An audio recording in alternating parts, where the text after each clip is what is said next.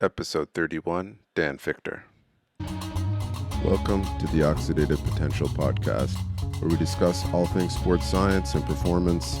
I'm your host, Matthew DeRoche, and with me is my fellow co-host, Phil Batterson. Enjoy.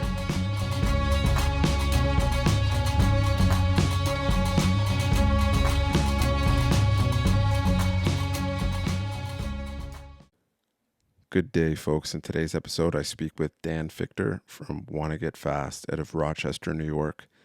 And one of the reasons I really enjoyed talking to Dan today is because I'm a big fan of his stuff, and I've been a big fan of his stuff for a while now.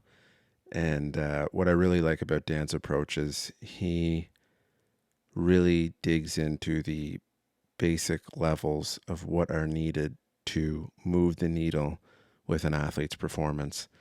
And when I talk about basic, don't take that in the wrong way. The stuff that Dan is doing is I think is on the leading edge of sports performance. And I really do think the variables that he's playing with are kind of the variables that, more coaches in the future will be trying to manipulate to find performance gains. I just think he's definitely ahead of the curve on that. So we dig into a ton of stuff in this episode. I really had a blast talking to Dan, and learned a ton, as I always do. So we get into all of it in this episode. I'll leave links to Dan's stuff in the show notes for his website, his Instagram, and his Patreon for the content he puts out on there. And so I hope you guys enjoy this episode, and we'll catch you later.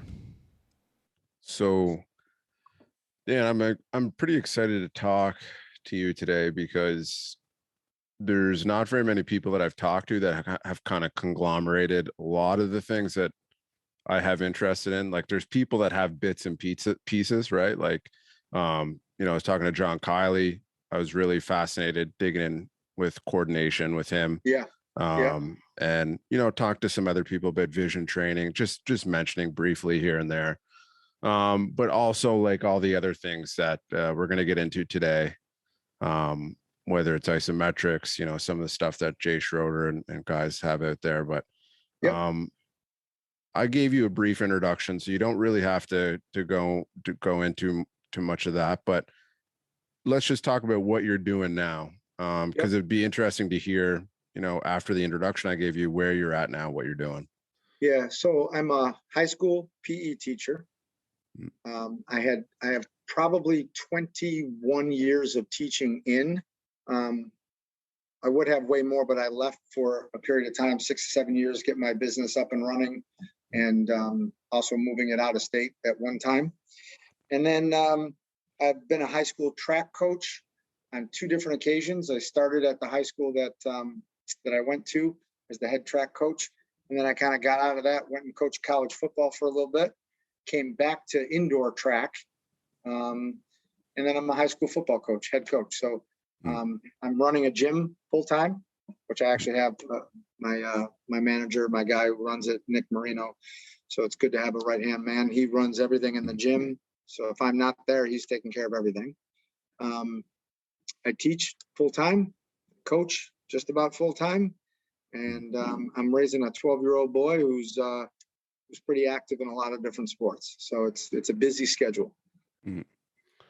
And I guess it keeps your finger on the pulse of different things too. So let's get into where I'd like to start with you is, how did you come into the strength training game?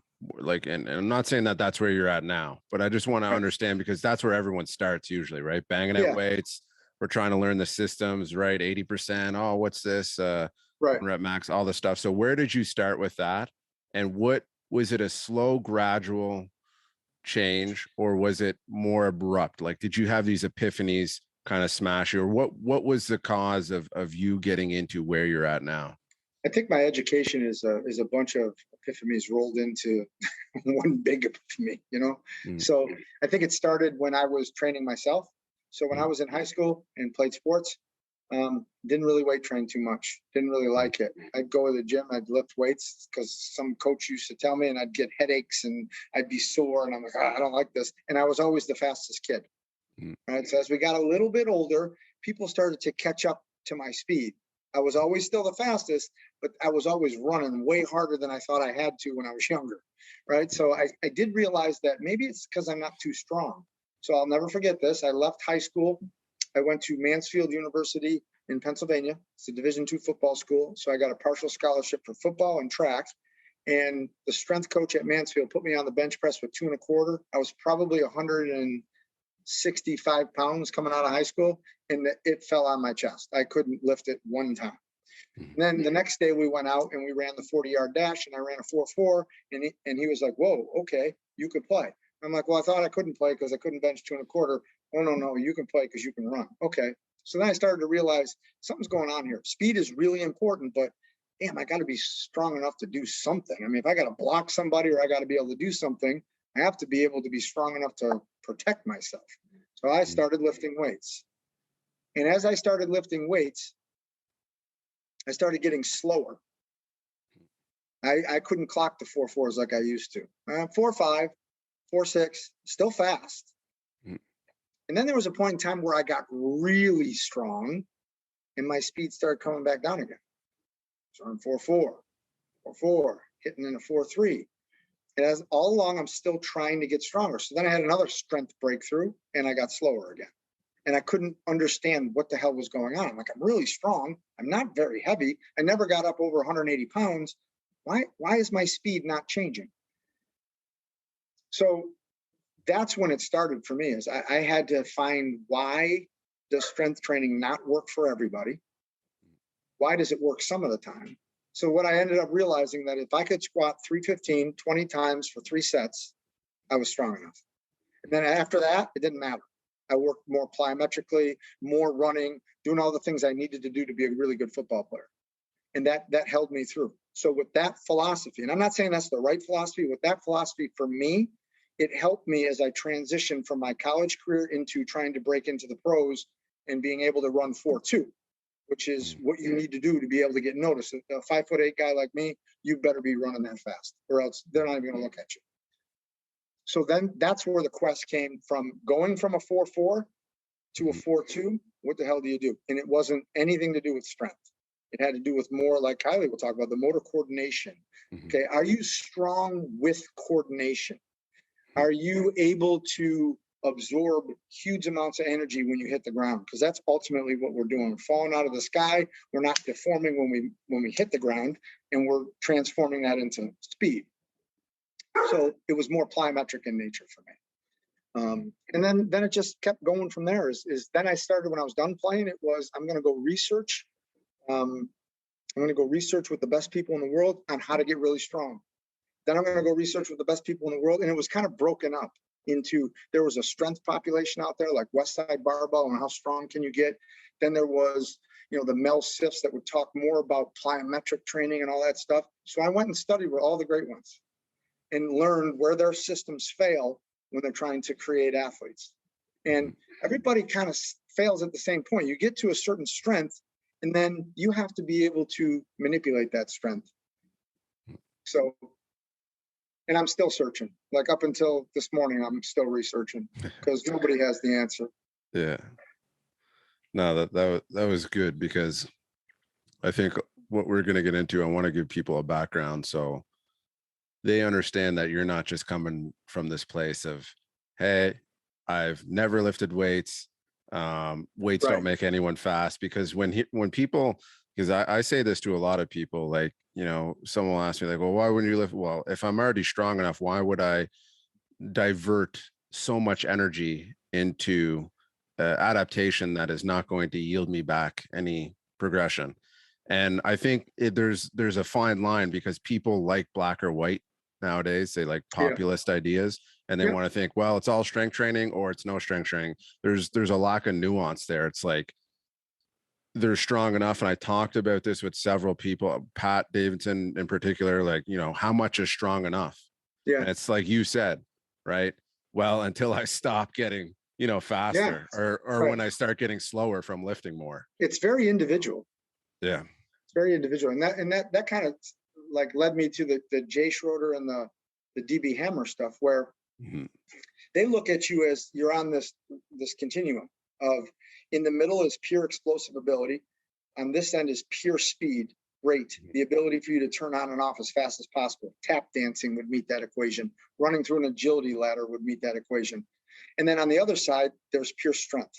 So how long you can strain against something and how strong you are. Somewhere in the middle lies the best athlete, right? So when you come in and you get evaluated, you're somewhere on that continuum, right? And that's why guys who can move their feet through an agility ladder, they're not displacing themselves at all. That's got nothing to do with speed. It's got one little component of being able to turn your muscles on and off. But again, that meets the requirements for a tap dancer or some other dancer, which is fine. Yeah. But it ain't for a football player or a baseball player trying to run out of the box after a hit, right? So I think where you fall on that continuum is what you need to train at that time. Yeah. Let's get into Schroeder and DB Hammer, because whenever I first, and I think one of the things I want to kind of preface this with is there's a lot of people that make this whole area a lot more controversial than I think it needs to be, because one, a lot of people that I've heard kind of dismiss or argue against, first of all, have never tried the system. First of all, to actually be in the system, you probably should be in contact with Jay Schroeder, understanding where he's come from, gone to his gym, taken the seminar, the one seminar he had, right? Or read the DB Hammer book and implemented it. And I hear a lot of people just at face value, and I can tell, I'm like, you've never tried the system. I can tell by the way you're talking about it, you've never tried the system. It was the same with the Marinoviches. I'm huge fans of those guys. And I hear a lot of people, oh, there's silly balance stuff. And it's like, yeah, no, I agree. There's a lot of stupid, silly balance stuff. I can tell you, like, walking on a high line for 150 feet on an inch, wide webbing made me the worst I've ever been at walking on a stable balance beam. You know what I mean? So but they're not doing that. They're doing actually something very different. So if someone says, oh yeah, all that balance stuff is, hokey pokey crap, it's like, well, maybe some of it is, maybe some of it isn't applicable, but what are they doing specifically? Have you tried that? Have you implemented that and you've gotten worse from it? But I think a lot of people just want to dismiss it because they've never tried it. They're not familiar with it. It's the unknown. But how did you obviously you're searching for the next thing and then you came across Jay. So how did that whole thing start? Or maybe it was DB Hammer first or what? Yeah, it was Jay first. So first it was Westside Barbell. Then it was Charlie Francis-ish. It was John Davies. It was all these guys who were big GPP guys, right? And then I talked to Jay. I'll never forget this. The first conversation I had with Jay, now I could be wrong here. It was either on the telephone or it was an email. But email back then wasn't like it was now. Like, you didn't get in touch with people. So my first thing was, I was like, what do you do in your GPP phase? And he's like, I don't have a GPP phase. I don't even know what you're talking about. We train the body to do what it's designed to do. At any stage in any training, they should be able to do what they need to do. So if you're working on things that are taking away from that goal, I don't understand it. And he was so dead set against calling it GPP or SPP or anything like that, that all the traditionalists came up with, the Tudor Bampas, or we're in a hypertrophy phase, we're in all these things. Jay was like, I don't do any of that stuff. And that intrigued me. I'm like, how could you be completely radically different, yet get fantastic results for most of the people you train? Not everybody, but most of them. So that intrigued me to learn. And I think what happens with most people, like you just said, is they see parts of a system and they go, no, not good. Or, yeah, that's pretty cool. I'm going to take that piece out and I'm going to use it in my program.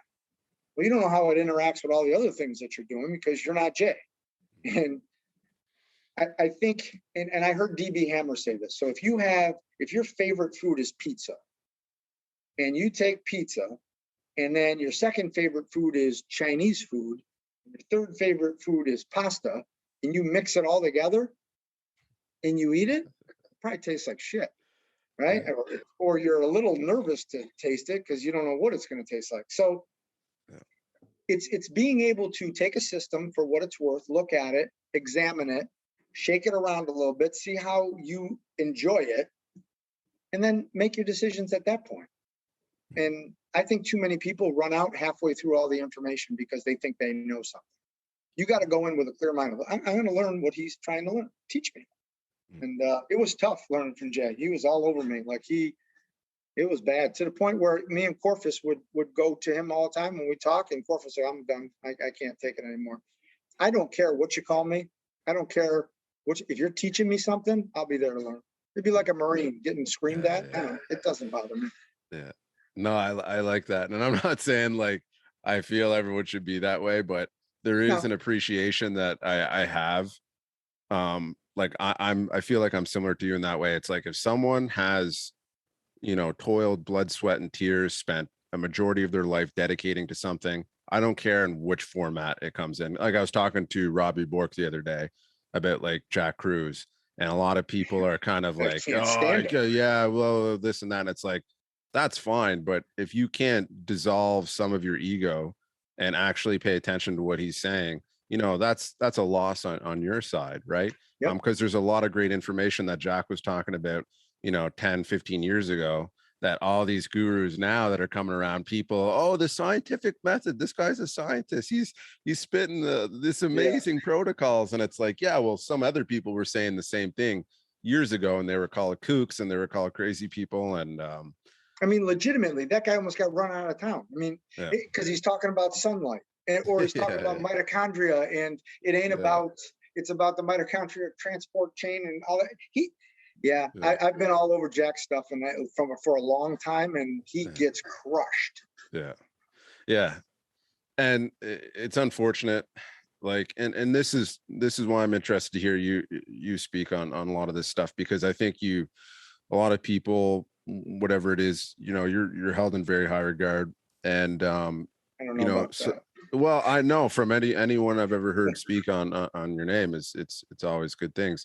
But what I see Jay as doing is he's really, what I see it as is he's extremely intricate and good at the basics. Like the way I look at it is like, for example, let's just take a barbell back squat, right? And like kind of like you talked about earlier, like the agility ladder, it's not really good at applying anything to whatever it is, let's say sprint speed. It has a component of it, a very small component of it that's attached to it.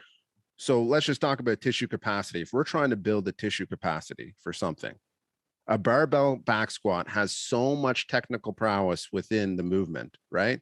We know that because people can get better at squatting for years and years and years.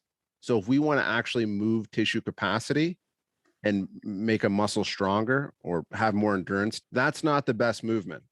And then on the other side of that, if we're looking to, become skilled at something, skilled at a squatting movement, you're applying so much load there, and there's so much mindless effort that's going into that neurologically. There's so much of the brain. You can squat 225 all day without putting much effort into your brain, right? But if you're trying to hold a squat in a certain position and you have to manage these micro movements and micro perturbations, that's a completely different thing, even though it looks simple. I don't know. I want to hear your thoughts on, let's just talk about some of these isometrics for a bit, because what do you see the benefit as? Like, what is it? You just said it. There is a shit ton of movement in those isometrics that people don't realize. Because when Jay first created the concept, it was in extreme slow. And even when it's in the end range, you're constantly pulling yourself to the end position. There's never a time where you're not pulling. The minute you stop pulling, you're done with the exercise. For whatever time period was up, you're done. So that oscillation that's occurring between, the agonist and antagonistic musculature because of the joint position you're in, that's where the magic happens. And most people won't wait around in that position or even try to match the intention of the exercise to match it to running of what could happen. Like Jay used to tell me, a lot of people can get into what looks like the right position, but where's their mind? What are they thinking about while they're doing it?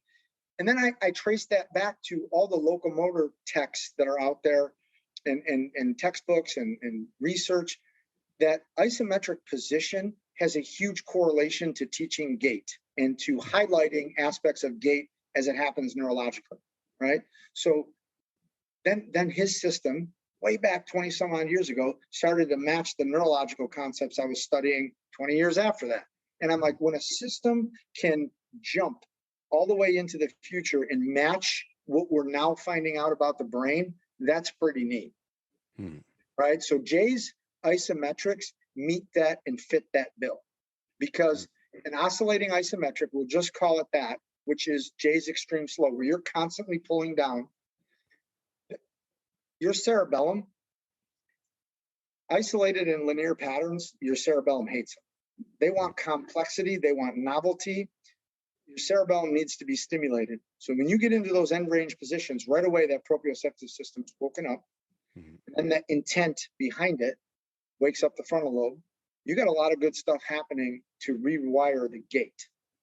And I think that's the part that people miss, because they go in thinking isometrics is, I'm going to hold as much weight as I can and no movement. Well, that's great, but that would be a form of, overcoming, which is more concentric in nature, right? So if we're working on yielding, there's more of a stress sharing, which is there's more options. I think, guys like Kylie and John Pryor will call it, when you have options, now you're a better mover, right? So I think extreme isos match that definition better than just about anything I've seen out there. No, that was a very good explanation there. And it's funny because a lot of people, I think a lot of people don't have the mental fortitude. Like, I've listened to every single interview that's on the POV Ultra Fit or whatever it is on YouTube, right? And you can hear there's a similar tone with a lot of people. Like, if you can just stick through these first few weeks, if you can just get through it, you can just break through it. And that's what I see in my own practice and some of the things, even back in the day, like when there was a group of guys, we all trained together back when we were fighting, and we all started going to yoga, right? It was more so for the girls. We were trying to, meet some of the yoga teachers, this and that, but it ended up turning into, we all started noticing, wow, do you feel like better than you've ever felt before in terms of movement wise? Like, you just feel something different about how you move. What was going on in yoga was there was a ton of isometrics going on there, right? Especially as it's given now today. And we never really linked it together. And even though they're not the same as what was going on, there is still components of those isometrics that we were practicing on a daily basis, sometimes twice a day, that were providing a huge benefit. And we're understanding, that's when it started to click. The stuff that I was doing, the Marinovich brothers, back when I was younger, started to click with that. It's the sensory perception. It's the perturbations that's going on, trying to manage these things. And the intent was the other thing. The intention, and that's when intention really started to take off in my mind. I don't know about you, when that intention epiphany happened for you, and do you, like, where's the application outside of isometrics? Like, maybe talk on some other things where there's a specific intention, whether it's whatever it is, it could be anything, where you have athletes have a different intention than is normally kind of given for that exercise or movement. Or so with Franz Bosch, he talked about in motor learning, there has to be a target. The brain needs a target, right? So when he started telling people, okay, we'll do cleans, we're going to do cleans, and we're going to end in the position where we're putting our foot on this part of the wall, because now the brain knows the target. So as it gets to the target, you end up in the right biomechanical position to apply force to the ground in the right, whatever we think is the best way. So the brain pays attention more to it because it has the target. And that target could change slightly, but we're giving it a target. So in a motor learning sense, having that target and then putting that together with a visualization part of it, I think that's where those systems start to marry. You go from isometrics to strength training with intention, strength training with a target. Then I think Franz Bosch is not so far off the deep end in what he's talking about, because anything written in the literature before that says, okay, you've got to go from not throwing an implement to mimicking the implement throwing to weight the implement throwing and try to make it as specific as possible. But in reality, I'm trying to build more bandwidth in the movement that the brain can grasp onto and say, okay, I'm going to go this way, and it's not way out here and I made a big mistake, because I have a target and I'm going to get close to the position I need to be in that's optimal for developing force. So I think that's where motor learning meets isometrics and strength training. And then I think an forgotten thing is that I'm talking about last week in Minnesota was we just need to teach kids intensity. What is maximal intensity? So when they go in there and they're just lifting weights, they don't know what maximal means, because as they're getting into something that's hard, they start moving up a different way. That's certainly not maximal. And then when you're running fast and you've got the speed coach going, yeah, that looks faster. Well, how the hell do you know it's faster? Did you time it? Because if you didn't time it, you're just a guy trying to make some money going, yeah, you got faster. So I think with the advent of tracking everything and knowing what the intensity level, and is the intensity level matching the intent behind the movement? Or maybe you had a mismatch at that time, and now the athlete learns, okay, my picture in my head and what I produced didn't match the time that I needed for the intensity. So you have to go back to the drawing board and say, that's what teaches people how to run relaxed. Because this is what I realized in fly 10s. And I know I'm getting off on a tangent, but as somebody starts to run a fly 10, and they're warming up and you go 50%, 60%, 80%, nobody's running any of those percentages. The 50%, the kids are walking. You're like, that's not 50% of what you can run. It's way faster. Then they go 80%. And I'm like, man, if that's 80%, you're in trouble because you're not very fast. So then they go full speed, and their time of 80% was way faster than the full speed one, because they're like this. Because they think maximal intensity for a sprint is, I got to make sure I'm grunting, groaning, doing whatever I need to do to make that happen. So I think measurable outcomes like that help teach intensity. I don't think kids understand intensity. Like I tell my son all the time when he's running in a lacrosse game, was that maximal? Oh yeah, Dad, I was going hard. No, because when we go back on the timing system, this is what you're capable of running. This is about what that time was. It's not even close. If you ran that fast, you beat everybody to that ground ball. And then they start to think, oh, okay, that's intensity. Okay, I need to match it there. And then you find your athletes because they want to match intensities. It's funny because it's the same thing when you bring a VBT system into the room, right? Yeah. And people think they're, okay, I want 5 really, really good reps. I want maximal intention. Then you bring that out and you start tracking numbers. And it's funny how people just start to find these new gears that they didn't think was possible. Or they make excuses. And then it kind of works itself out. Yeah, you're right. Yeah. And there's many different, comparisons. It's the same with endurance sport. That's a very common one. Like, for example, finding someone, if I was just to take an athlete and have them run on a treadmill to exhaustion versus a bike to exhaustion, even though you can't compare those physiologically the same, because there's different amounts of muscle mass being recruited for the effort. The cardiovascular strain is the effort. The peripheral vascular response is different. But one thing is certain, the individual, when he's on the bike, will hit a much higher percentage of exhaustion because they're in a safer environment. They're not having to manage their limbs. But even if even what they think is maximal is nowhere as close to maximal, right? There's all these safety systems that are alarming them off. And because they're not used to them, right? They're like, oh, I'm going to die here. But, the big difference between that person and an elite level athlete, what you see in the lab, is the elite level athlete is feeling the same thing as the novice, whatever type of sport it is. It's just that he understands that those signals are just noise. They're just safety signals, and they just keep blowing past them. And that's where my passion, like fighters and wrestlers, love training those guys, because they've been in that deep water where the shut-off mechanism, they're like, screw it. I know I'm not going to die. I might get really close to it, but I ain't dying. Yeah. And then all of a sudden, your ability to go longer, hard. Conditioning isn't really so much about, is your VO2 right? It's about understanding intensity, what that dump feels like, and then can you manage it? Like, let me ask you this. So when someone's running a 400, when they get to the 350, everybody feels the exact same thing. Everybody. I don't give a shit who you are and how you train. You feel just about the same thing as the next dude running next to you or the next gal running next to you. Do you have what it takes to go through that and put yourself closer to what your brain thinks is death? Yeah. That's all. No, and you're right, because what you just said there is about fighters and wrestlers. They have an external stimulus that is forcing them to push through that, or else they're going to actually find true danger, right? So they Right. get better at it much quicker. And the people that don't, they ended up quitting. They end up, Yeah. never coming back to Not for training them. again. Yep. Right. And but that is true. This is good. So let me show you. So here's the thing I like to tell this story. So I had a kid, my second year as the head football coach. I came in and he was an all-county outside linebacker, big dude, 6'3", ended up playing at the University of Buffalo, 6'3", 6'4". He could play, right? Tough kid, could run, everything.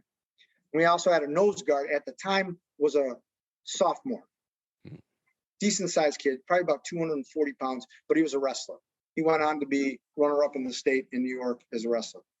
So I couldn't get this linebacker in our football games to, like, in the fourth quarter, he just wasn't, I don't know, he just didn't have that mechanism where he was the baddest ass on the field, right? But the nose guard was. He was nasty. I mean, what is the difference? It's the mentality of when you get, and I'll use a phrase, when you get punched in the face, what do? Do you, stop for a second, regain yourself and say, that wasn't fair, I got to take a rest? Or do you keep coming? Nose guard, he can keep coming after your ass, right? So what I did is I brought him up into the wrestling room, both these guys. And I wanted to do a test. I put the kid against the wall. And you ever see wall drills in MMA, right? Yeah. I put the kid against the wall. I had the nose guard pin him to the wall. I said, here's the drill. You get your hips off the wall. And I said to the nose guard, you keep him on the wall. When he gets off the wall, the drill's over. If it lasts 2 seconds, if it lasts 2 minutes, the winner is hips off or hips on. Got it? They're like, yeah. We said go. In 30 seconds, that outside linebacker, one of the strongest dudes I've ever seen, he was given every move he could to get off that wall. And the nose guard was almost laughing, keeping him on there, because he realized at 30 seconds, shit was going to change. Mm-hmm. At 30 seconds, this is what the kid did. Put his arms down, and he quit. And I'm like, that's the light that we have to be able to train. Because you're really good when bullets are flying for 6 to 8 seconds. Mm-hmm. But when it goes past that period of time, your brain is like, I'm done. Yeah. We got to get you out of that. We got to get you swimming with the big fish. And we did that for our conditioning. That was our conditioning. And I posted that on the internet probably, 10 years ago, maybe 8. And it got a shit ton of people. And then everybody's making comments like, this is a wrestling, that guy's wrestling in this, or he's doing that. I'm like, it's not a wrestling. They're in a survival mode right now, because that one kid don't know how to wrestle. The kid does, but he's never done a wall drill. He's used to pinning somebody on the ground. So they're just fighting about survival and who's going to quit first. That's all. Yeah. So. Yeah, and it's being able to, like what you're talking about there is where I find great value in a lot of other tools, and people poo-poo. I'm like, oh, cold water immersion, there's no benefit for endurance, or there's no benefit for this and that, or whatever it is. There's a lot of different mechanisms I like using, but realistically, to tell someone to, put themselves in a place, whether it's like, hey, let's get some cognitive training, we want to enhance your, like, people just aren't going to, athletes just aren't going to do that for the most part. So you provide these kind of external stimuluses that are kind of cool to try and jump on the train and bandwagon with, as these mechanisms, just like you're talking there, right? When someone's directly in your face, it's much easier to have to work through that and find the mechanisms to work through that. One thing I'd like to, did you do any cold water immersion training? Like, did you actually put some numbers behind any of that? I did a shit ton of that. I tell you what. Yeah. If I start talking about that, people think I'm really crazy, so I keep quiet about it. No, I think it's huge, because here's the thing with cold water immersion was, like, I started back when I was fighting, and I use it before every single fight. I would meditate in cold water. I would use it all the time in my training. And that's where I really made the connection with some of the stuff that I'll say Paul Chek put out with what was called working in at the time, right? Where, a lot of people poo-poo Paul because he's out there. But he's got a ton of really, really valuable stuff. And I realized my ability to control my autonomic nervous system back and forth between sympathetic, it's not Yep. really sympathetic, parasympathetic. It's a range, but the ability to manipulate that in between sets and in between reps and in between rounds, cold water was the best stimulus to drive that ability. I don't know. What about you? What have you found? What are some of the things that you found? I did it more of on a, like, so fundamentally, you see all the research now with people like ice doesn't take away inflammation, doesn't do all this stuff, right? I'm like, okay, I'm not using it for that. First of all, the process of shivering is training, right? So if you're shivering, you're creating the same things that you would do in like plyometric type work, where the oscillations between the muscles are happening reflexively, right? Without the metabolic waste that gets built up from exercise. So I was getting ripped and strong, doing way less like weightlifting. Like I did a 2.25 bench press test, and I'm like, I'm going to just sit in cold water as my training for the most part, go through the motions with weights, and then see where I'm at. It was ridiculous, but nobody would be willing to do that. Like I'd be outside in like March, April in upstate New York, where the water is, my buddies would be texting me when I'm in the lake. They're like, what are you doing? They'd be fishing at 5 o'clock in the morning. I'm in the lake. They're like, you're not outside your house on the lake. I'm like, yeah, that's me. They're like, what are you doing? I go, I'm training. Well, how do you train? You run around in the water? I go, no, I sit there. Yeah. And when I get out, I start shivering. It's terrible, but you know what? That's my training. Yeah. It was great. And everything that Dr. Cruz talked about happened. Yeah. Yeah. No, and there's connection. I think there's going to be connections to, the health and the function of the nervous system in cold water. And I think you're on the same page where the nervous system kind of is the driver of everything. And I think, I used to practice, a lot of these longer fasts, and I'd read some stuff on, the effects of the nervous system, but I couldn't find any literature on it. But one thing I did notice is that the signals that I was getting with different movements and different things were so much clearer and so much sharper after fasting, cold water, all these different things. And that's when it really started to kick off in my head, like, okay, how can I maximize that clarity, right? So let's get into because I know right now, because I've seen some of the stuff that you were putting out there right now with, altitude drops and stuff like that. Also, I know I've seen you have some vibration plates too. I want to get into that after, because there's some stuff interesting. I was talking to Kyle Harris the other day. But let's talk about the basis. Like, how do you approach, you're training the nervous system, because there's several different aspects of what make the nervous system, applicable to sports performance. But let's talk about some of the aspects that you are very adamant on athletes hitting, right? Yeah. So the first thing you got to think about when you're training anybody is you have to make sure your brain has minimal threats to it that's going to make any compensatory pattern happen, right? So one of the reasons why we teach isometrics and joint positions and these extreme positions is we want to get into a lot of different positions so the brain can actually map out proprioceptively where they are in space. Oh yeah, I've been here before. Because if you've been there before in your brain and it's created a map, there's going to be less of a need to, force a contraction that's unwarranted, right?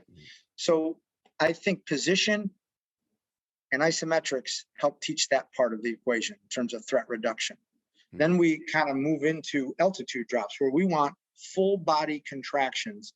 Everything is proportionate. That's another reason why I think cold immersion is great. So when you submerge up to here, everything in your body that's shivering is doing it at the same rate, at the same time. All these contractions are maximal. When you drop off a plyometric box and you hit the ground, everybody thinks, okay, it's a lower body. Yeah, everything turns on proportionately. That's training. So as soon as you can teach your body to do that, like if you're punching me, the really good ones, everything is on when you're hitting me. And then bad things happen to me, right? Yeah. So if you can teach that, that's part of teaching the intensity without telling them this is maximal. If you drop and you stop catching a falling load, all your protective mechanisms kind of shut off brief and you absorb all that force. Now that's truly talking to your brain at a level it can understand, because now we're reducing the threat. And I always say this in every talk I give: you're never going to jump 40 inches in the air unless your brain believes that you can land safely from 40 inches in the air. So we spend all this time jumping up on boxes, when in reality, you should spend time learning how to land in different positions. Because if you do, your brain will then give you the opportunity to have that energy to jump that high. That's so, yeah. And that's very often surpassed when talking about strength or speed. Is both of those things are a skill. And I think a lot of people miss out on like strength being a skill. They can kind of see speed being a skill.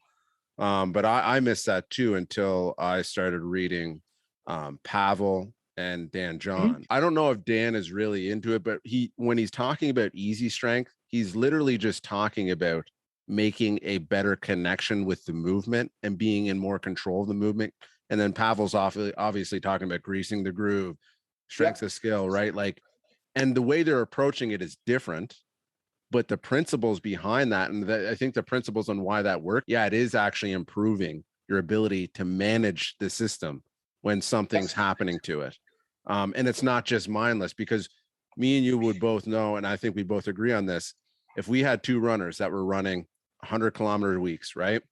And science would say, hey, there's no way that you can improve your economy after, you've been running for so long. It's only going to happen whenever, the cross links and the tendon gets stiffer by age and all these things, right? Like, you can't coach someone to become more economical. But I guarantee if the one athlete was to spend those 100 kilometers a week being completely mindful of every rep that he was doing in that run, right? Whatever it's 15 kilometers a day, 20 kilometers a day, compared to the athlete that's just going out and running 10, 15K a day, they're going to be two different athletes at the end of that. And it doesn't matter what they're focusing on, but if they're focusing on something, whether it's rhythm, like I talked about Derek the other day, or whether it's, cadence, whether it's, shin angle, whether it's hip position, whatever, breathing, they're going to be a better athlete. They're most likely going to be more economical, because they're more skillful in the movement, and the brain is going to allow itself to not waste resources on these simple things. Anyways, what are your thoughts on, like training these things as skills, right? Because when you talked about altitude drops and saying like, hey, your brain's not going to let you jump and do these things unless it can first handle the initial forces that you're trying to absorb. What else does that apply to? Do you apply that to other things? Do you apply that to other movements that you do? Is it in? Yeah, is it in that's what we talked a little bit about in Minnesota. And that's what I talk about on my website when these people sign up and how do you train? I'm like, well, altitude drops is as creative as you want to be. We had a guy in Minnesota this past weekend. I just took a 25-pound plate, and he got on earlier in the day. We did a bench pressing methodic that Eric Serrano gave me, where you take 60% of your 1 rep max and you try to get 50 reps in 5 minutes.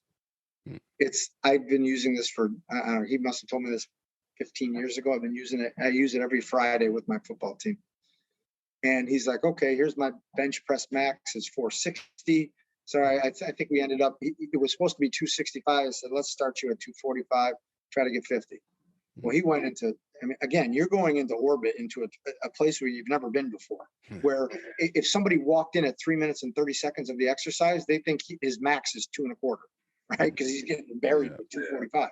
Anyways, so he's a really good bench press. When I took that 25-pound plate, I said, all right, let's do this. We're going to play catch with this plate. I'm going to throw it up, catch it. I'm going to throw it to you. You're going to catch it, throw it back to me. He said, well, why would I want to do that? Because I said, when that plate falls, and I put up the math I have this big spreadsheet that calculates all the impact forces. I said, that 25-pound plate, when it falls 2 feet, is now probably about 600 newtons. I said, so now we're training high load, high velocity at the exact same time. And then you've got to stabilize your torso like you have to under high speed forces. Let's see how good you can do this. And then, throw in coordination of catching it and being able to turn, right? So now we have strength and coordination merged together. We have force absorption. We have energy release. We start playing catch. He can barely catch it and keep his balance on his knees. It's you would have thought that plate was 100 pounds, but in his brain, it is 100. It's 600. He's trying to manage all these forces where I've been doing it. My coordinated effort, it's not as good as when I was 25, but at 50 years old, I'm throwing that thing up there, and he's like, how does that even work? I'm like, that's coordination with strength. That's why a big bench press doesn't translate all the time. Sometimes it does, sometimes it doesn't. Yeah. So yeah, that's similar to the farm strength and I'm not saying that farm strength is like those guys aren't strong in the gym, but it was the same in wrestling. Like the kids that grew up, whether it was, fishing or farming, it was just a different thing. And then we go do strength and conditioning and they'd be like struggling with some of these weights because it's a very strange thing where you're fixed in the bars and this path. And it's like, they were still strong, but they weren't as strong as some of the kids that were lifting weights on a continuous basis because their strength was specific to that coordination. Right. Yeah. And there's certain types of coordination that translate better than other types of coordination and strength training. And that's the big thing I think people miss. Is, managing a maximal weight. That's a different type of coordination than moving something that's 40, 50% in a certain type of manner. Right. Like an Olympic lifter versus a power lifter, right? They're both strong, but they're strong in different ways. And one can jump really high and the other one can't jump as high. Why is that? One guy's stronger, but you know what I mean? And that's the thing I think people miss on is they just go out and they look at it as the same bucket. And that's what's, what I'm trying to bring awareness to, especially with, endurance sport and some of these other things is, because I've came from the background of lifting weights, they think like weights is the answer to like getting faster and they're using it for sports performance or using it for all this type of stuff. And it's whether it's MMA or whatever it is, even other athletes I work with or CrossFitters, it's like trying to explain that there's a difference. Like weights isn't just weights. It's all in the intention. It's all in what you're trying to do is what's going to transfer over. When we talk about transfer to sport, people are like, oh, it's like, well, Bondarchuk said it's this exercise and this guy said it's this exercise. And it's like, it's nothing to do with the exercise. And that's a lot of the things too with Russian is like a lot of stuff too is lost in translation and they take it for granted that people in North America understand what they're talking about. But yeah, one thing I'd like to hear your take on is vision training, because I'm a big proponent of that. I've been onto that for a while. And Joan Vickers, I got her textbook a while back, and just realizing how deep this field goes for sport performance. It's absolutely crazy, and I feel like no one's onto this. I've heard very few people, and I've listened to all Joel's and Robbie's. Everyone's out there. And very few people talking about using vision training and at a regular practice. What do you see? Like, I think if you don't, holy cow. So I look at it, if we're going to describe the basics of vision in two different categories. Number one is what's your periphery? What's your ambient vision like? What are you good looking at that you're not really looking at, right? So you go to Dr. Clark's research out of Cincinnati.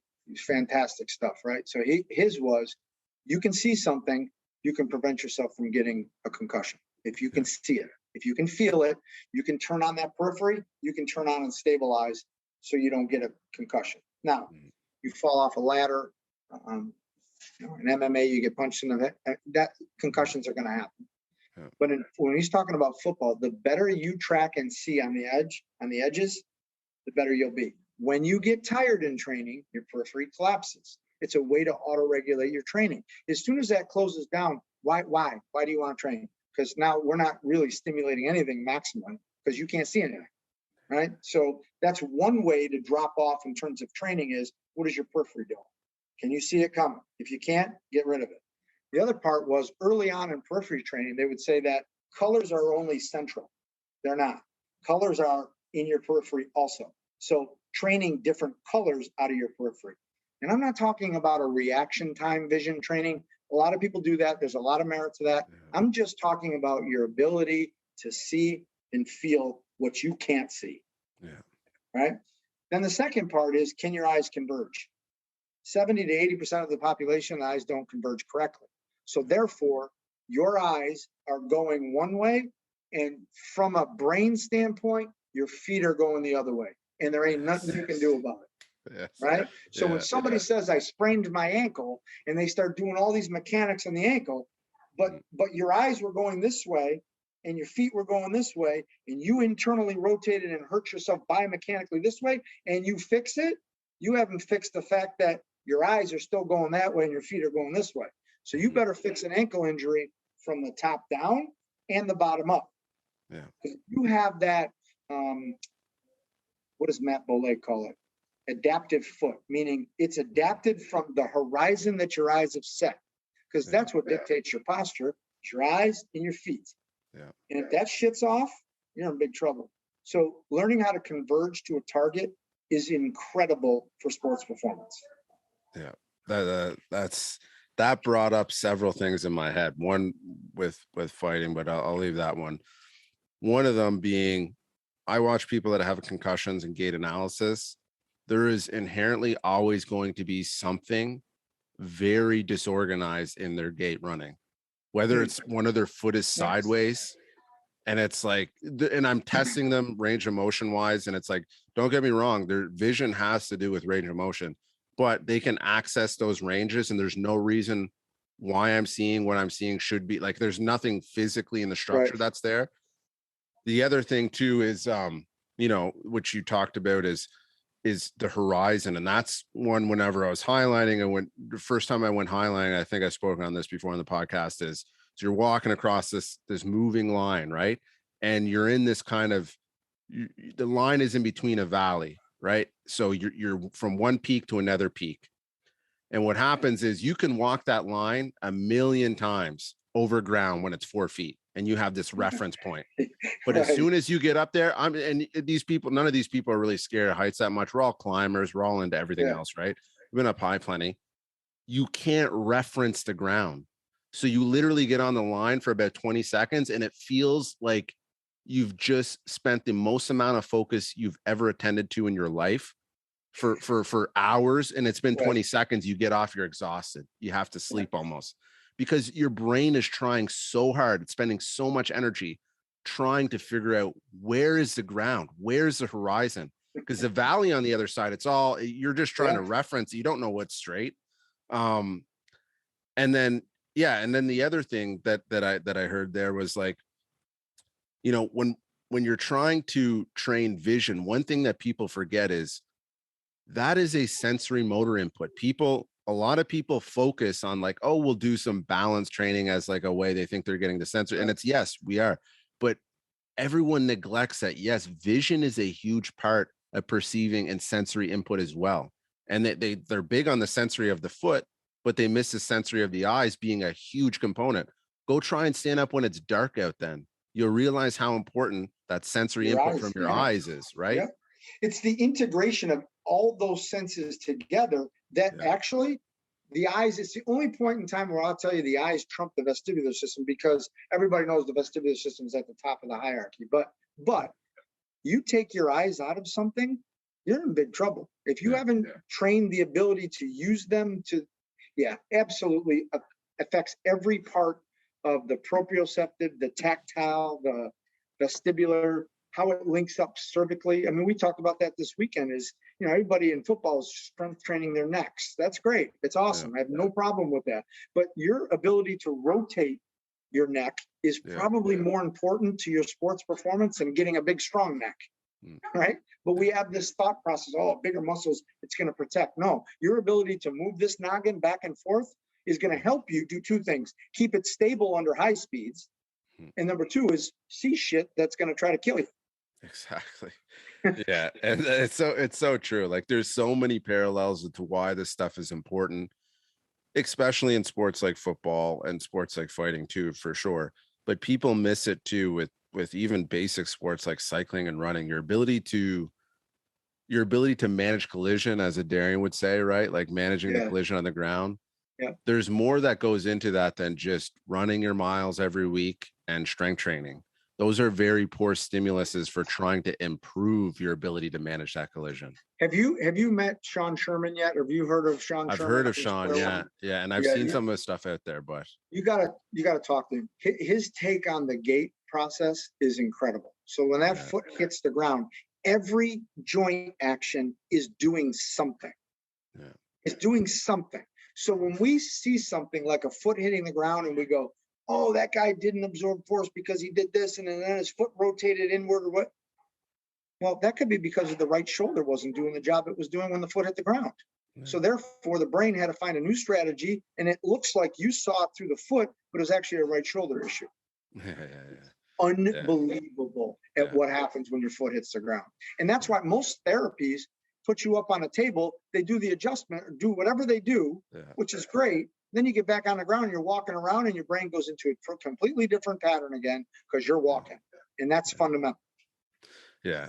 And that's the one things I do see with some of the therapies that I'm speaking for myself here and people I've been around, is like, there's sometimes a lack of communication of why they're doing what they're doing. And also, I don't think a lot of people take advantage of the opportunities that they're trying to make, whether it's the manual therapy that they're doing or some of the other types of therapies they're doing.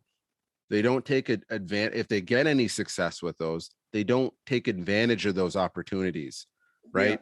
Yeah. And it's the same thing. Like if you're going to, prepare the body to go and do, work that isn't really going to create adaptation, it's kind of missing the point. And that's what I see a lot of the times with physiotherapy is they go and try and create some of this change. And then it's, well, what are we going to do off of that change? Right. What are we going to try and fix from here? Like I heard, trying to think who I heard say this phrase.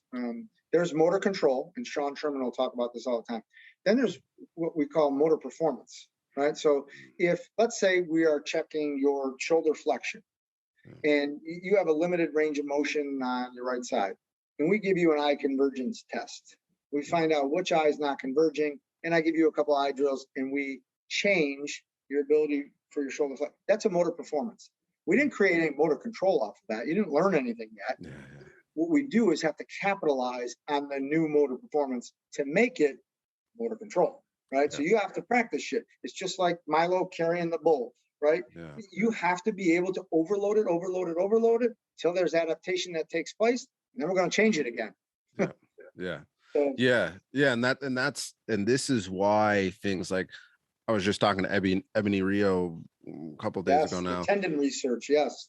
Yeah. And I mean, we were talking about mirror therapy. We're talking about total motion.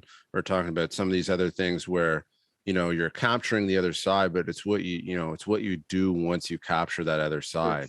And it's crazy. She was the one who talked about putting headphones on and getting a metronome going while you're doing your base level isometrics to get the cortex, the frontal lobe, more involved in what you're actually doing. Yeah. She's actually got an app coming out now, which we talked quite a bit about, where it's going to try and place, she's talking about harmonics, and she was talking about how they found that the accent of the individual is talking creates a different environment experience for the person. So it makes them feel safer, like all this other stuff. And she's also talking about, creating. Yes. Yeah. Right. And if you're and this is all tribal stuff, it's deep in the DNA. It's like, the reason that people feel off when they go to a different environment, there's a lot of factors why they feel off. Everything's frequency. Everything. Right? Yes. Frequency or vibrations, right? Yes. So when someone's humming and they're like, "What? Why the hell you have them humming? We're doing a vagal stimulation." Well, that's not going to work. Well, it might not, but guess what? If it does, you're going to know. It's like everything's vibration. There is stuff out there. People think it's poo-poo, but it's like there's a lot of stuff, whether it's vagal stimulation, like, one of the things I learned when I was going to school for paramedicine was the anal swirl. You're sticking your finger up someone's ass, and that's going to stimulate the parasympathetic, right? But if you told this to someone, they would think you're crazy. They would think you're nuts. Let me tell you what I did. I learned this from a guy out in Texas. We take peppermint, right? Yeah. So we'll get a max bench press. Yeah. And I do this with some of my crazy ass athletes that will do anything. I say, all right, take this peppermint, go in there, and put it on your taint. Don't let it hit anything else. Put it on your taint. They're like, why would I do that? Because now that contraction is anchored the farthest away from your brain that it could possibly get. So you will feel a full body up. Boom, they put 5 pounds on their bench press. They'll put, an inch on their vertical jump. They're like, how does that even work? I said, because it's about maximal intensity. So if I can get your brain to just contract hard enough through that sphincter because of that peppermint, boom, there we go. So much sense. It does, genius. But you can't say That's that. Genius. Like I'll get 50 emails about this when you put this thing up there. You're crazy. Yeah. And you know what? You'll get the 3 guys who've done it in my gym, and they'll go, that shit works. Yeah. No, and that's the thing is, like, there's so much stigma around certain things. Like, what I try and tell people is just, leave your education at the door. Like, knowledge is a continuously evolving process, and if you're always carrying in baggage, sometimes it can enhance your ability to learn in some cases, but in a lot of cases, when you're trying to get to the next level, it actually hinders you. It sure does. It's like, I'm telling you, it goes back to fighting. I went into a jiu-jitsu studio in New York City. The sign on the door said, leave your ego at home. Because if you come in here, you're going to get wrecked because someone's better than you. Yeah, and it's funny. I've spent a large portion of my adult life in gyms, and I've seen people go there for decades and basically have the same level of skill because they're unwilling to put themselves in vulnerable positions. They, they couldn't let go of their ego, and people don't realize that this is applicable to sports. It's like, for example, with training, conditioning, or we're talking about endurance sport, people that can't run at what's actually their VT1 or their zone 2, right? Because they don't want to seem like they're that slow guy, or they're posting it up on Strava and they want the next person to see. Those people get stunted growth, right? They never actually develop their cardiovascular system to their potential because they're always worried about the look of what it's going to look like on Strava, or what it's going to look like to the next person when they're out running some of their miles slow. But it's an unfortunate reality is ego is a huge portion of limiting people's potential. Some of the stuff I've done to learn it's insane. Like the dude I was training with in college, and I mean, you followed USA track and field at all? Yeah. So he's the Olympic pole vault coach, Rick Schroeder. Okay. He coaches Jen Schroeder, right? Okay. So me and him played college football together. He had never played college football. He was a wrestler growing up, and he wrestled, got a scholarship, went to school to wrestle, figured out, I'd rather pole vault. So he transfers into Brockport State in upstate New York, and he begins playing football for the first time ever in his life. He ends up starting. I get to Brockport, transfer in, and I'm like, okay, this dude's in my position. I got to beat him out. So we became pretty close just because we matched intensities in the weight room. Yeah. So as we started training after school, I was always fascinated by his intensity level. So then I'm like, okay, when I went to try out, played all my pro ball, I came back, I said, I want to wrestle you. Why would you want to do that? I go, I don't know. I just want to feel what it feels like to wrestle you. I think I'm a pretty good athlete. I want to wrestle you. He smashed me. When he grabbed me, it was a strength I've never felt before. And I was stronger than him in just about every lift. Yeah. But I'm like, man, there's more to this stuff. That strength level was it made me scared. Like I was like, holy shit. Yeah. Like when he grabbed me, I thought, oh, I'm going to throw this dude. And he didn't move. It was like one of those things you shake someone's hand and you go, yeah. And he was my size. Yeah. So that was like an epiphany for me at that point. And I thought I was pretty good in the training department. Yeah. You learn these certain things as you go. Yeah. And you got to say, hey, I don't know it all. I got to go find out more. We're talking about cold water immersion and mitochondria and all this stuff. Jack Cruz was talking about that stuff years ago, and nobody's listening to him. And if you said it, they'd think you're crazy. So yeah. Got to keep learning. Yeah, I hear you there. And that's the thing is, like, sometimes I feel like, especially when you have a podcast, you start putting out content, like there's this pressure to be like, oh, I can't create too much waves, but you realize, like, hey, if you're actually onto something, there should be some resistance there, because if you're following what the next guy's doing, you're probably 15 or 20 years behind. And I'm not saying that you're going to become an overnight Olympic athlete just by doing a different protocol or being onto something new. But, these people that were ahead of their time or anything with like looking at Hormesis, those guys were considered kook. These toxicologists that were figuring out, hey, there's these low levels that actually stimulate a dose response curve. And like, there's, some benefit to some of these things like low level radiation and, some of these, plant chemicals, like, these phytochemicals, and they create a cascade event that actually benefits. And then it was light therapies back in the day, like these guys winning Nobel Prizes. And then it went into this thing where, oh no, it's this, these crazy people. And it's everything I've realized is like onto something, whether it's Charles Poliquin, anyone in the field that was kind of onto something before their time, they're always going to get flack or this and that. I really started to look at it like, that should be part of the process. Yeah. If you're not, you're just copying what everyone else is doing. And if you're saying what everyone else is saying, it's pointless. Yeah. All the great ones that I studied from, there's you could say, man, they're nuts. Like they're not all there. Like there's something going on there. But most people will sit in those lectures and get up halfway through and walk out because they said one or two things that they can't agree with.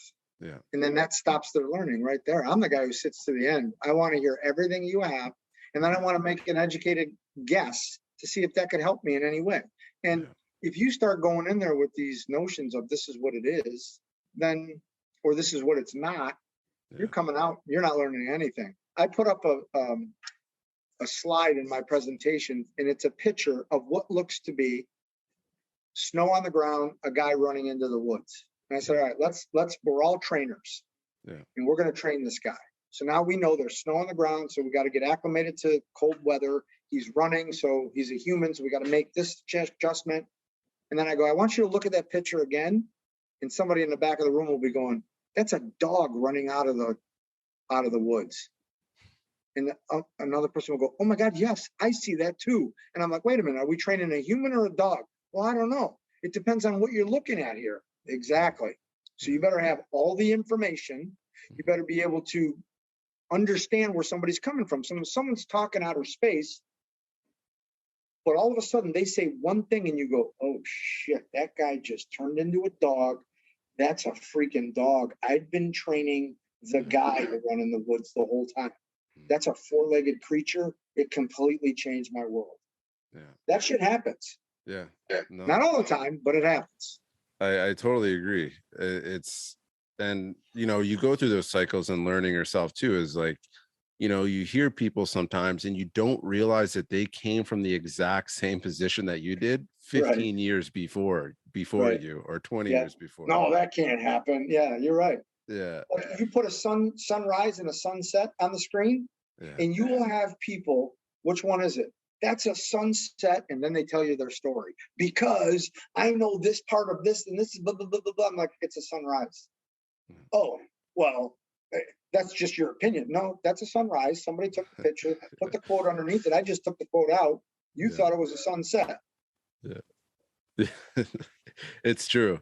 It's true. It's coming with a little dose of humility. And a lot of times when you spend enough time, you get that. But it's constantly something you have to keep in check, right? It's always something you have to keep in check. Let's talk about, when you get an athlete, what are some of the assessments that are going on in your head? Because you talked about capturing the information, right? Yeah. What type of information are you trying to capture when someone comes? You can capture a lot from gait when someone just walks in to see you. How are they walking? How are they displaying themselves across the ground from a neurological standpoint? Then when it's time to train, I put them in various positions and I let them hold the positions and I see what fails along the way, where they're uncomfortable. Is it a mentality thing? Is it a physical structure that we can't get to? And then we start to attack it with each one of those training elements that we'll throw at. Meaning, if someone comes into me and this is shoulder flexion and this is shoulder flexion on the other side, way further, well, if I start strength training that, I'm creating an imbalance even more than was there when he walked in. It's that simple. And I was just talking to a college coach about this today, if I can rotate this far one way and only this far another way, and I start training rotational strength, I've just strengthened that pattern. So I try to balance from top to bottom before we even start to train anything. So total motion release, that's one of our warm-ups, right? Let's balance everything structurally of what I can see. Now, it might not work for everything, but from what I can see when you walk in my gym, we're going to balance it from head to toe. Yeah. Then one of the other things we'll always do is we'll hang from shit all the time. Grasp reflex, shoulder health, you name it, being able to manipulate your body weight, hanging from stuff pays huge dividends. Yeah. And then, you know, I do normal things. I said it this weekend when I was talking, do normal things, but I do normal things and I do some neurological things to counteract some of those normal things and the negative consequences of them. Yeah. So bilateral squatting to me is creating a pattern that the brain is not friendly with. So we're going to do something that's cross crawl after we do that bilateral movement, just to make sure the brain's back to firing the way it was, maybe when it came in, or maybe that it didn't have when it came in. Yeah. So it's a constant building up of it. And then as you build it and you see these compensatory patterns creep out or get teased out, then we're just kind of attacking them all within, can you maintain position? Can you absorb force? Can you then create the force and just, you know, and rebound out of that? And then we're going to add in the coordination piece. Something you said there, talking about hanging stuff. I've been a huge proponent of this, mainly because it was something like talking the other day with, anyways, you know, for example, some people speed is a currency, right? For me, grip was always something. Like I grew up in an area where I was lifting a lot of stuff and doing some manual labor when I was a kid, lifting weights. And I made a connection that the harder I squeezed to something, the more output I could provide to whatever it was, whether it was squatting, bench pressing, shoulder pressing. And this was when I was young. So then Pavel comes out with irritation and exactly. And this is when you talked about hanging from stuff. And the two things for me that I'm big on is providing high output from the foot and providing starting at the hands with the grip. If you're connected to something, if your grip is weak, everything down the chain is going to follow that, right? And the same with the foot. If your foot is not strong and capable of managing whatever it is that you're coming into collision with or trying to push, that's the weak point. Everything down the chain is going to be affected from that.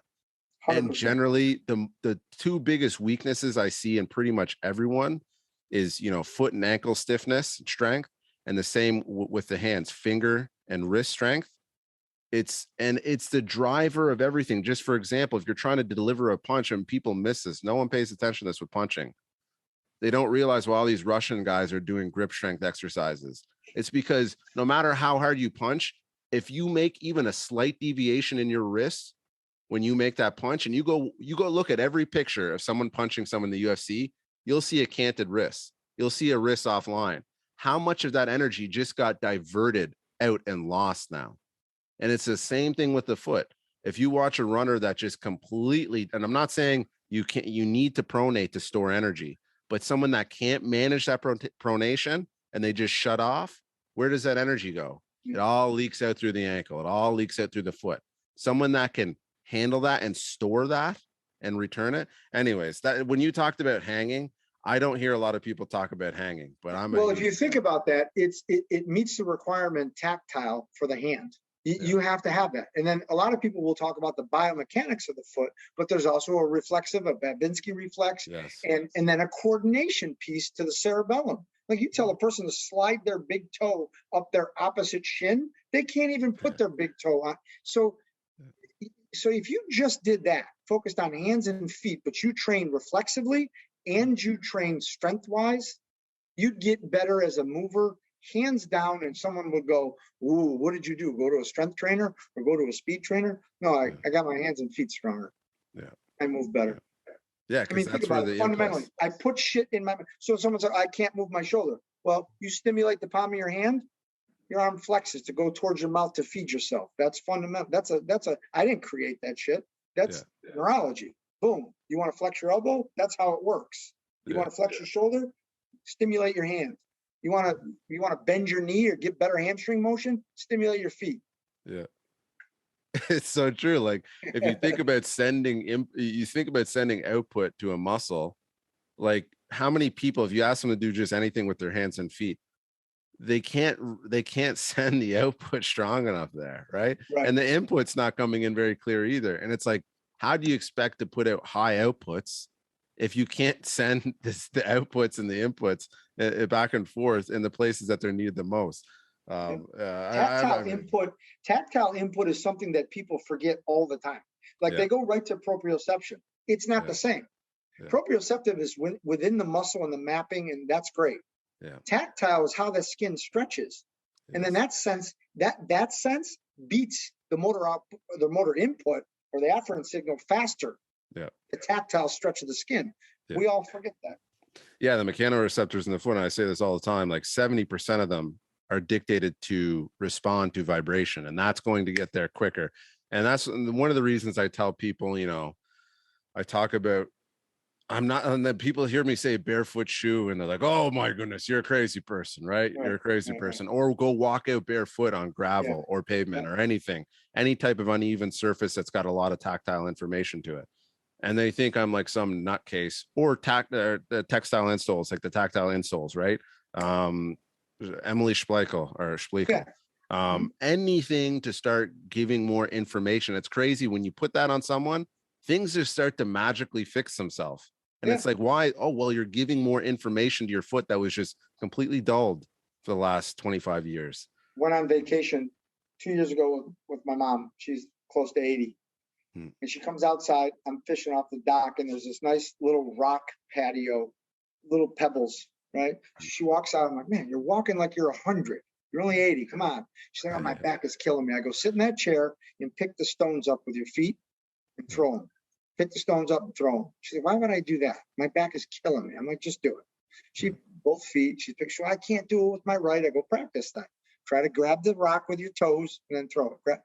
So she's like, why am I doing this? I said, well, I'm fishing. I needed someone to talk to. And she gets up. She goes, oh my God, my back feels 100 times better. I'm like, right. Now your brain knows where your feet are. They can do the job they're supposed to do. It's going to take stress off your back. She's like, how does that even work? Don't ask. Tactile. Yeah. And the unfortunate thing is because a lot of people don't understand, like, including myself, including when I first started, I didn't understand where a lot of these things stem from. Right. Yeah. So it looks like magic. But then, whenever you start to understand the mechanism, just like card counting or whatever you're doing, like in the casino, like people think card counting is this like crazy complex thing. You're just counting by one. You're literally adding and subtracting by one. And then you're keeping a count of what's being played out, and you're just playing basic strategy. That's all card counting is. It's the simplest thing.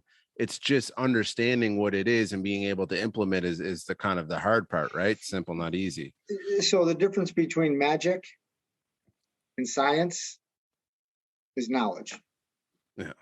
Think about it. David Blaine makes the Statue of Liberty disappear. Everybody goes, oh my God, it's magic. Yep. Yeah. Until you're eating dinner with him the next night and he tells you how he did it. And you go, oh, that's not magic. You just did this, you used this reflector, you used this person looked over here when you pointed this way.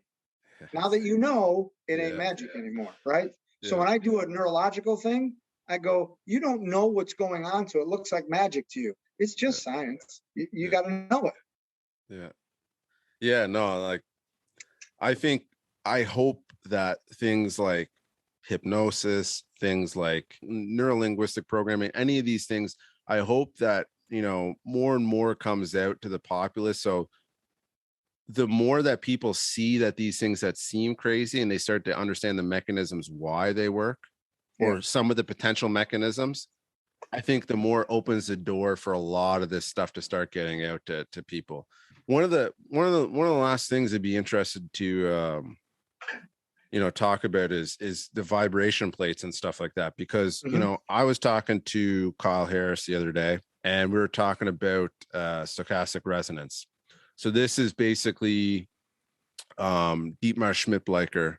He was a German scientist. He's retired now, but if you go listen to the story, he was, kind of woke people up talking about warm-ups. And you had this Russian guy, ended up winning the gold medal one year, and he just went out and walked onto the squat rack, squatted, you know, a couple sub-maximal weights and close to maximal weights, went out and sprinted and won the gold. And they're like, oh, he doesn't need to warm up, but he was warming up in a certain way. Anyways, getting to the point. Then he started working with skiers, and they realized the more time they could spend on the ground, the faster they get, but they couldn't handle that time on the ground because there's all these dynamic perturbations. If you ever skied before, you know what it's like whenever you're trying to ski, like, you know, really chopped up, the G forces too. Yes, right. Trying to manage those perturbations. So then they tried to make something that they could train to do that, to see if they could handle those perturbations more. And they made this kind of like washing machine type thing where they're making a bunch of stuff slam into each other and manage those. And then they found these huge performance gains from it. But the big thing about stochastic resonance was it was dynamic perturbations, right? So they could not detect, like the body starts to become aware of the frequency, but the frequency was constantly changing, right? So then they couldn't dictate, the body couldn't dictate, and it's always being pushed off balance at this really, really high rate, right? Some of the stuff that I've seen, do you use any type of perturbations? Because I know I've seen you have some platforms in your gym. Yeah. But do you use any type of perturbations, and do you use the platforms? What do you use them for? Do you use them for warming up? What do you use them for? What do you use that Well, stuff? I think that each person vibrates to a different frequency. And I'll give you an example. I had a power plate for the last 25 years. And when I put different people on it, different things happen. My Olympic level long jumper absolutely warmed her up, and she was ready to roll. Just doing some squats and a couple toe touches with vibration. You put a lower level athlete on that thing, it fatigues the shit out of them like that. Right. So I noticed that there was a difference with the vibration. 30 hertz, 40 hertz, 45, 50, whatever. So I want them to go, hey, can they make this go up by ones to where I can specifically find the frequency or the vibration that you vibrate at that's going to give you the best result? Because if I got good results with her at 30 hertz, something tells me that 28, 27, 31, 32 would give her better results. That's what I started to care about with Olympic level athletes. The younger kids, I cared about, this is what happens when muscles turn on and relax very quickly. It's almost like I like bouncing on a trampoline, where there's that complete relaxation of all the cells, and then boom, there's a contraction, and then there's a relaxation. And you learn that rhythmic contraction and that oscillating frequency, and you start to be able to move with it. So I do believe there's a lot of merit in restoring your balance and then doing something, right? So in any other sport other than track and field, where very rarely do you get knocked off balance. I think like in football, fighting, whatever, there's always the constant, you're getting perturbated. You have to be able to restore your balance, which is a solid vestibular system, and then you have to be able to accelerate. So we do practice a lot of getting knocked off balance. We don't do it on an unstable surface, but we'll certainly do it. Somebody's doing a less than maximal sprint where we're doing, let's say, a high knee, and I'm working on A skips, of which I can't stand. We'll do two things. We'll put our hands above our head, which create co-contractions in the spine. So the brain thinks maybe I'm going full speed, and then we'll bump you off balance a little bit as you're doing it, trying to maintain all these things that might be happening under higher speeds and in contact sports. So that's one way we'll add what I'll call perturbation training, but it's still vibration training. And then we use the power plate in certain situations, and electric stim, which again, everything is a frequency. So we've started to put stim pads on acupuncture points and getting the same results as you would if you were needling. Really? Yeah, because it's all energy and it's all electricity. That's super interesting. And but what you just talked about with the A skips and putting people off and perturbations, one of the studies that Dietmar did with, I believe it was Malaysian badminton players, so the way they started the system outside of using the SRT, which is a stochastic resonance machine, it's $40,000 for people interested. So it's probably, a lot of people are just going to be like, whatever. But what I was talking to Kyle with is, because I was interested in getting one, is how much, and I couldn't detect from the research, how much benefit am I getting from the SRT machine versus what they did with the Malaysian badminton players. And they've done it with other groups too, which is stepping off a box and midway through falling to the ground, they give them just a slight nudge. And whenever they land, yes. So what they've seen was increases in 20 times, increases in jump height, like tons of different things just from this one little intervention of dynamic perturbations. And we were talking about the water bag. It makes sense to me, some of the stuff that Franz Bosch is seeing, because water, whenever you're moving water, it's dynamic perturbations as well. And same thing what you're talking about with the A skips and putting your hands over your head with these pushes. And it makes a lot of sense. And it's really starting to connect a lot of, like, you know, some of the stuff that people are doing out there. And I've used the step off the box thing, and I've found great benefit to that type of work. I agree. I mean, your ability to restore your balance in sport is number one, is it's untrained. People don't do that. Yeah. So when they do get knocked off balance, what would appear to be a lack of speed would be your acceleration capabilities after you get knocked off your line is awful. It doesn't mean you're slow. It means you haven't trained that quality. Yeah. Let's start training it. And when you think about it, it is like the start of the feed forward mechanism. Like if you think about whenever you come in contact with the ground when you're running, the time it takes you to figure out where you're at, that's the same thing as having a dynamic perturbation. And a dynamic perturbation is a more aggressive version of that. But so if you think about this too with the brain, your brain, since you're born and you stand up and you start to walk, understands 9.8 meters per second squared. It understands gravity. Yeah. That's all you do is understand it. Yeah. So when we start doing our altitude drops, an advanced version for us is I'm going to manipulate gravity. I'm going to put bands on you and pull you down faster. So now we're working on that feed forward system of, wait a minute, I normally fall at this pace. So your brain is registered. This is when the contraction has to come. Uh-oh, not anymore with the bands. And I don't attach them when somebody starts to jump up. So we'll pull them down, release the bands, then they jump up. So all that energy is quickly that's stored is now gone. You got to utilize it. That's so genius. It's crazy. It's crazy seeing, like, because you came to this without knowing about Dietmar's work and all this other stuff, right? Like, it's crazy seeing some people get to where they're at. Like, I never would have thought about that in a million years if I didn't come across. Yeah. The best part of this, buddy, is I just learned a shit ton. I'm taking notes as we're talking, right? Because I know your journey's been different. And if there's one or two things that I can go back and look at, I can fill the gaps in my stuff. Because everybody has gaps. We just got to fill the gaps. We got to figure it out. But I mean, that's an unbelievable feeling for me when you begin to connect dots of other stuff, like Jay Schroeder's isometrics to the gait stuff that I'm studying in neurology. They link, connect, boom. I love it. It's awesome. Yes.